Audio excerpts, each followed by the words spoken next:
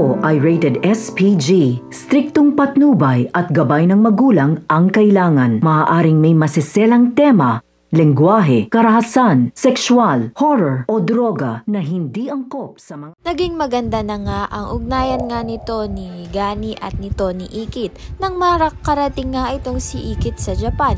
Kahit na nga rin ay dinilit nga ni Rika ang text message nga nito ni Ikit at hindi nga ito nabasa ni Gani. Ngunit napanood naman nga ni Gani ang video nga nito ni Ikit na nagsusorry nga siya sa kanyang ama at namimiss nga ni Gani ito ngang si Ikit. Kaya naman nga pinatawad niya nga ito at suportado na nga itong si Gani sa kung ano ngang desisyon nga ng anak niyang si Ikit. Dahil mas pinapaniwalaan na nga niya ngayon ito ngang si Ikit dahil nalaman nga ni Gani na niluloko nga lang siya nito ni Rika.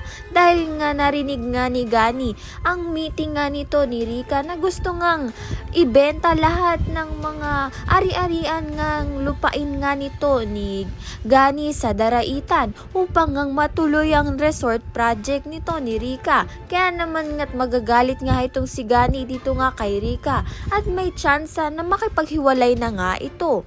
Dahil nakita na nga rin ni Ikit ang kanyang tunay na ina sa Japan na maayos naman nga ang buhay at sikat na actress pa na tutulong nga dito kay Ikit upang nga gumanda nga ang buhay. Tila nabighani nga ang mga Hapon sa gandang taglay nga nito ni Ikit at matatagpuan na nga ni Ikit ito ngang si Victor na malayong malayo nga sa nang iskam sa kanya.